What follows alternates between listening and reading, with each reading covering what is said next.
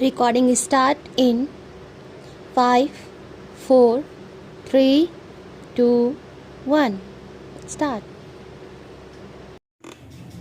Mr. Vice Chairman, knowing the honorable mover of this resolution to be a good parliamentarian, I had expected that he would place before the House all sides of this problem. I had expected that he would be no less interested in the efficiency and discipline of the administration, no less interested in the public welfare than in the interest of the civil services. But I am sorry to observe that he has taken only one view of the matter, namely the interest of the civil services alone.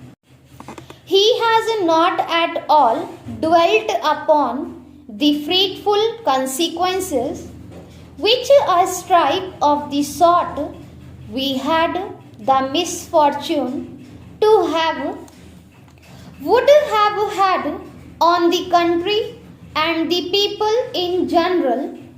He has spoken, no doubt, in measured tone, unlike the honorable member who sat to his right in the morning and who raised a shout wanting to make up by sound what his arguments lacked in force.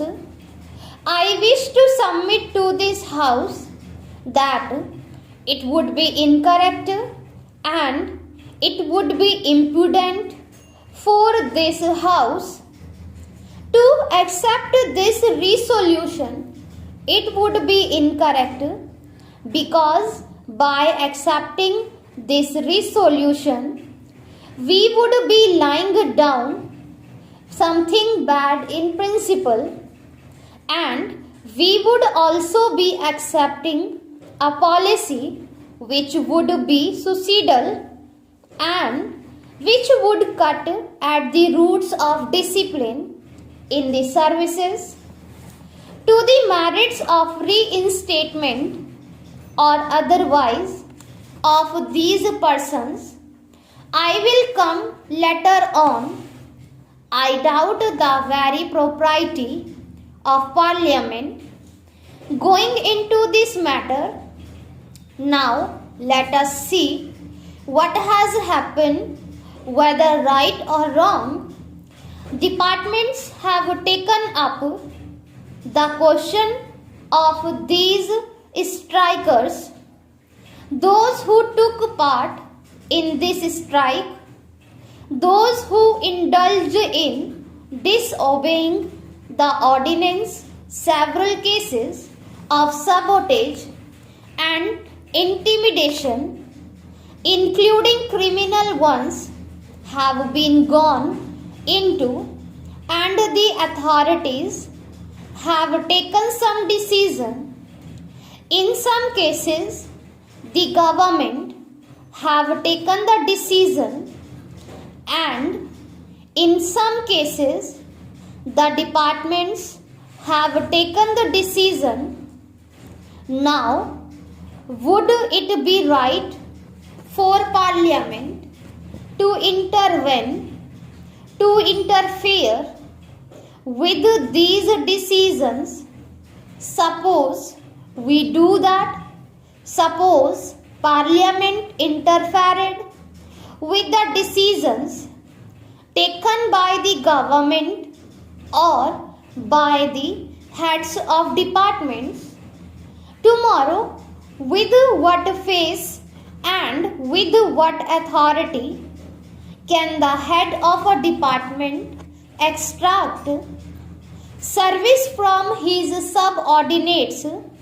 This is the question which the honorable, the mover, must see, and also the other honorable members who have spoken in support of the resolution. The President's address makes mention of the Code of Discipline and the happy industrial relations which are developing in the country. This Code of Discipline is a very good thing, but I am sorry to say that the success claimed for it has not come as yet. The employers in the country have not accepted this Code of Discipline in its spirit. They have not accepted it voluntarily. They have not shown by their conduct that they understand and appreciate the spirit of the Code of Discipline, and something will have to be done about it. The Code of Discipline can bring about better, harmonious relations. It can bring about better industrial relations, and it can create conditions in which the industrial production in the country will go up by leaps and bounds.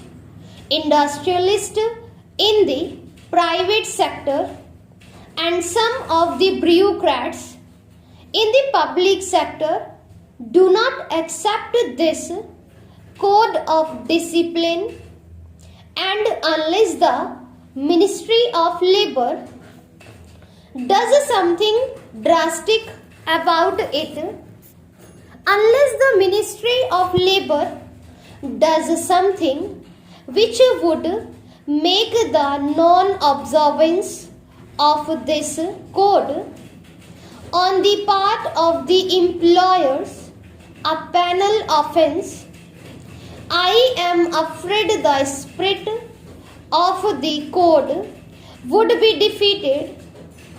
The Ministry of Labor has done well in bringing forward a code of efficiency and welfare.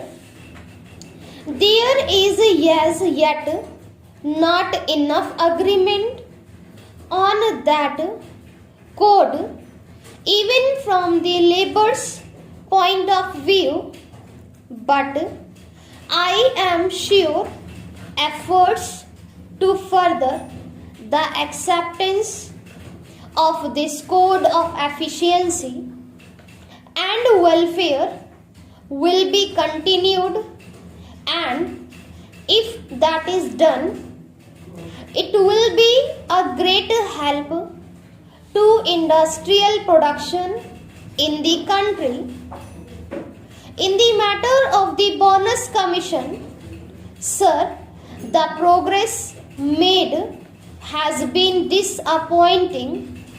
It was as early as January 1961 that the Honorable Labour Minister announced the appointment of the Commission.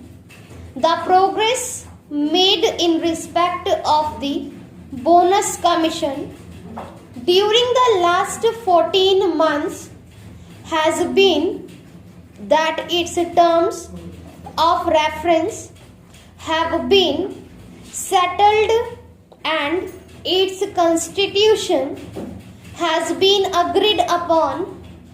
That I am afraid is very slow speed in the direction of the solution of a problem whose solution is so very important. The President has correctly mentioned the great objective of securing workers' participation is the management and the establishing of joint committee management councils, but the most important thing is this: the gains or the profit should be shared by the toilers.